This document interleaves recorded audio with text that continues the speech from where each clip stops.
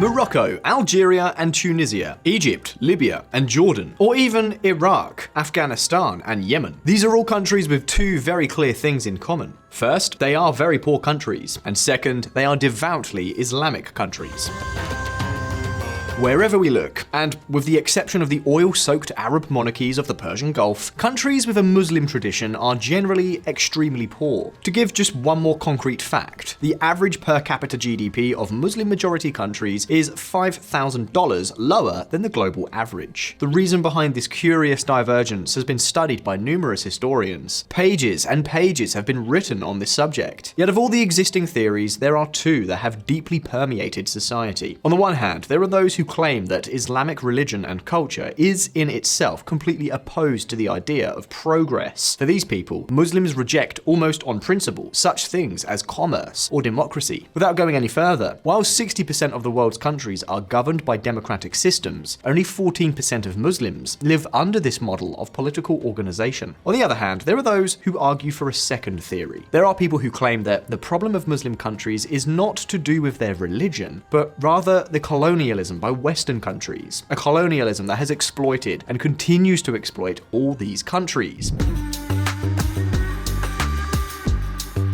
Be that as it may, visual economic viewers, let us be clear. There may be certain cultural components that hinder development, and colonialism has certainly not done these countries any good. But let us tell you that from where we are sitting, none of these reasons seems to be the fundamental cause of the economic failure of the Islamic world. As many of you know, there was a time when the Muslim Middle East was the wealthiest region on the planet. In the year 1000, in the Middle Ages, the Muslim world accounted for 10% of global GDP. Muslims were a superpower, while Europe was paralyzed in the Dark Ages. But that's not all. In terms of population, in the year 1000, Baghdad had between 500,000 and 1 million inhabitants, much more than any city in Western Europe. In fact, the largest European city of the time was also Islamic. We are talking about the Cordoba of Al-Andalus, in the present-day Spain, a city with a population of around 450,000 at the time.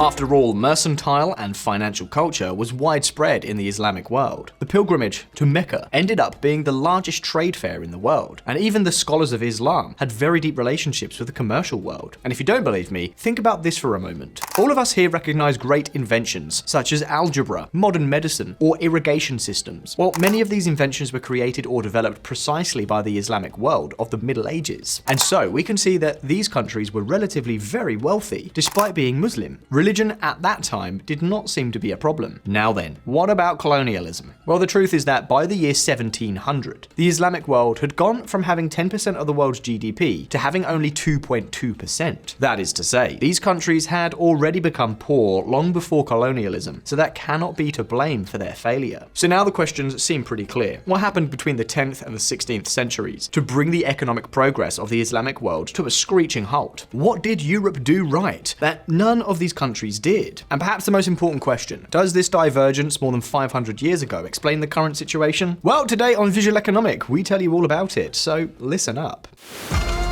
Explaining the gap.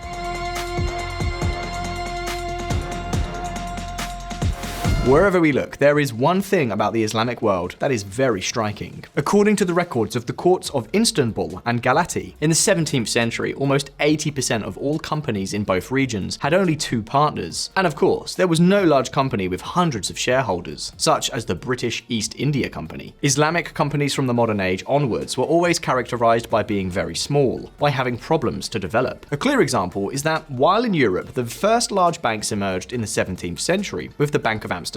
In the Middle East, they did not arrive until the second half of the 19th century. We are therefore talking about a delay of more than 200 years. The question is, why did the Islamic world lag so far behind? Why did its companies suffer from this kind of chronic dwarfism? If you are loyal followers of Visual Economic, you surely already know what we are talking about. The lack of large companies is usually a sign of lack of innovation and development. And how do we explain all this? Well, although there are many causes, there are at least three reasons that are absolutely key to this whole issue.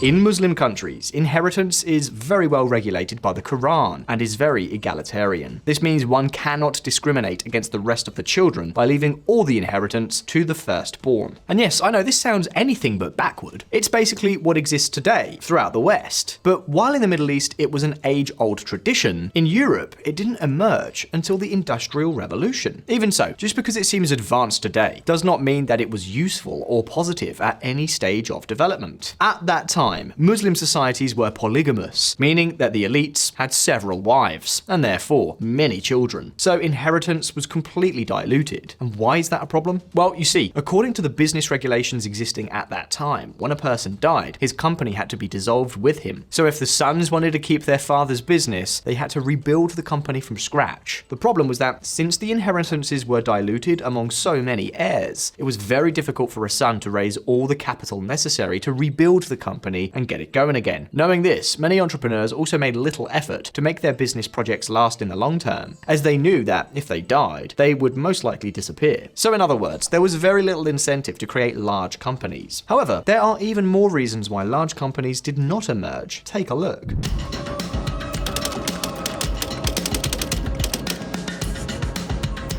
Do you remember that we started the previous section talking about how the Muslim world took a long time to have big banks? Well, this is also very important for companies. After all, without banks, who provides loans to start up a business? It is certainly much more difficult, and it turns out, interest-bearing loans were forbidden in Islam. However, unlike in other regions, such as the Christian West, this prohibition took a very long time to be lifted. And let's see, obviously there were always exceptions. In fact, the religious leaders themselves publicly promoted ways of granting loans according to Islamic law. For example, you could grant credit by buying a bedsheet from the borrower for 100 coins, with the premise that he would buy it back from you for 150 coins later. Loopholes like these were plentiful. Even so, gimmicks were only gimmicks, and so the banking industry had a very difficult time growing. All this meant that while French companies could finance themselves at an average rate of around 5%, those of the Ottoman Empire had to finance themselves at more than 20%. This severe penalty on interest brought about a general backwardness in banking, and along with it, one of the most revolutionary inventions of the entire Middle Ages: bills of exchange. With these letters, Italian merchants, for instance, could travel without carrying cash, and these checks could operate with different currencies between several countries. And it is impossible to separate all this financial technology from the progress that was made in the banking sector, with great names such as the Medici, which I'm sure will ring a bell with all of you. Well, in the Middle East, many merchants still sailed with bags full of gold on their ships, a real attraction for pirates and bandits. And although there was something similar to bills of exchange that were much older, in fact, than the European ones, they were very rare and much less flexible. If it was already complicated to set up a company before, this was the nail in the coffin. But even so, there is one more reason that is fundamental to understanding why companies in this entire region have barely prospered.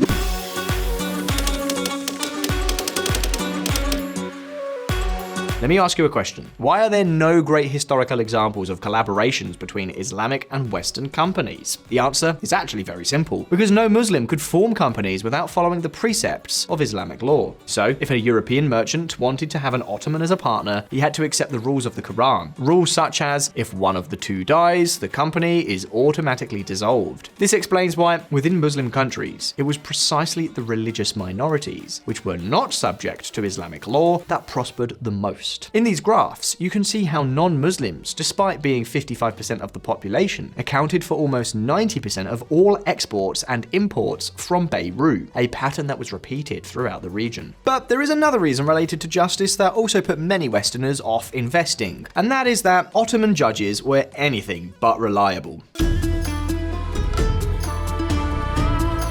To begin with, the judges of the empire, who were directly religious authorities, barely gave validity to written testimonies, such as, for instance, a contract. Yeah, that's what I said. Of all the trials in which a contract was presented as evidence in Istanbul during the 18th century, only 3% were sufficient proof. The rest required the oral testimonies of many more people. In contrast to all this, in the Christian world, contracts began to be an absolute necessary proof in commercial trials from before 1400. And of course, if most evidence in Islam was oral and written evidence was not given importance, who do you think they listened to when two testimonies clashed? Basically, the judges followed two rules. If the trial was a Muslim against a non-Muslim, the Muslim won the trial. But on the other hand, if the trial was between two people of the same religion, the winner was always the richest. Corruption was the order of the day. Be that as it may, the explanation we have just given you is somewhat incomplete. Many of these problems were also present in Christian countries, such as the prohibition of interest-bearing credit. In this sense, what we see in the Islamic world is not so much that it was a decadent society, but that it simply did not prosper. They weren't getting poorer, they just weren't getting richer. And we are not only talking about wealth. The types of labor contracts and the ways of forming a company with some partners remained almost unchanged for more than 1,000 years. In the meantime, Europeans were inventing more and more innovative business structures. The sin of usury eventually disappeared, and all these limitations were diluted. Therefore, the real question to be answered is, why didn't the Muslims follow suit? Why didn't these countries develop new types of businesses, or copy successful Western businesses? Well, let's take a look. God helps those who help themselves.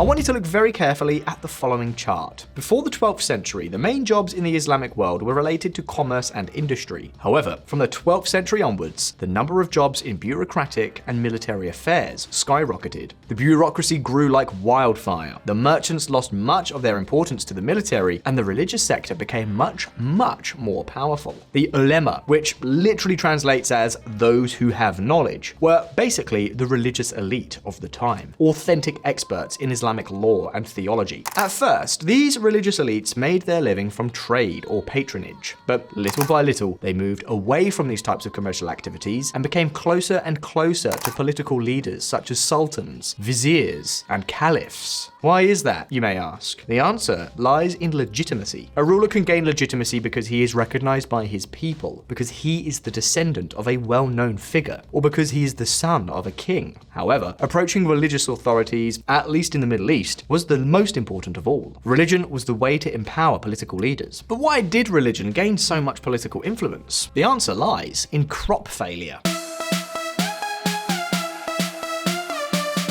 You see, despite the fact that the Quran forbids feudal-type political organizations, a series of bad harvests, epidemics, and wars caused many people to move for refuge from the cities to the countryside, where at least food was available, and so emerged the iqtas, which would be something equivalent to the European fiefdoms. In this context, both the political and religious authorities had a very hard time. On the one hand, the sultans were losing a lot of power to the nobles of the feudal iqtas, and on the other hand, the religious scholars had lost much of their income due to less mercantile activity in the cities. With this in mind, the marriage between the sultans and the ulema seemed the optimal solution. Optimal for them, of course. For the rest of the citizens, it weighed down the economic growth of the region for almost 800 years.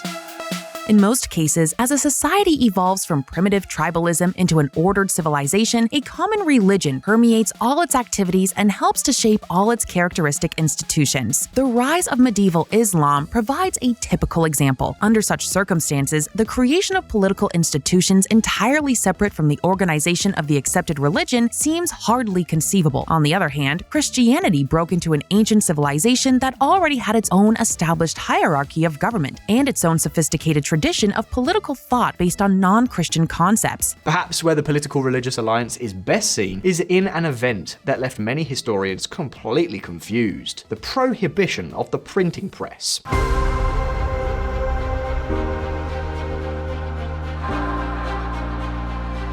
As you all know, Gutenberg's printing press was one of the most revolutionary inventions of mankind. In barely 50 years after its creation, more books were written than in the entire history of mankind, which spelt a tremendous economic boom. The Ottoman Empire, on the other hand, initially banned it for more than 200 years. And with all that we have told you, I'm sure you can understand why the printing press was a threat to the religious authorities. Just look at what happened in Europe with the Protestant Reformation.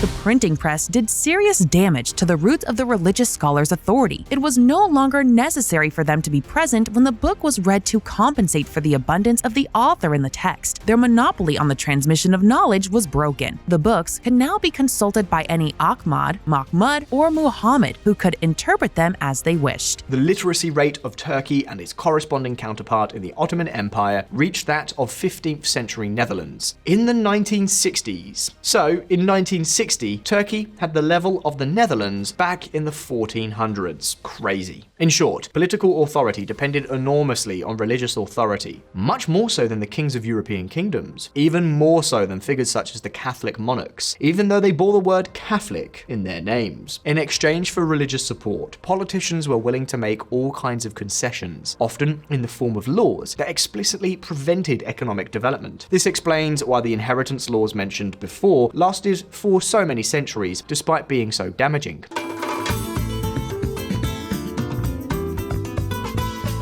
Of course, while this relationship between religious and political elites still exists in many Eastern countries, in others it has been lost and does not seem to have flourished much. Even so, although it is not completely determining, we do know that in economic development, history matters, and matters a great deal, and that the institutions of the past have a great influence on the institutions of the present. The culture and the type of incentives that existed in those societies meant that when some of these countries embraced secularism, they did so in a very different way from the West, through movements such as Arab socialism, and we all know how that ended up. But at this point, it's now your turn. Was there a decline in the Middle East, or just stagnation while its neighbors kept growing? What other reasons could explain this huge gap today? Will we soon see an economic and democratic boom in any of these countries without the need for oil or tax havens? You can leave me your answers in the comments. And as always, don't forget that here on Visual Economic, we release new videos every week, so subscribe to this channel, hit that little bell so you don't miss any of our updates, and if you like the video, go ahead and like it, and I'll see you in the next one. All the best, see you soon.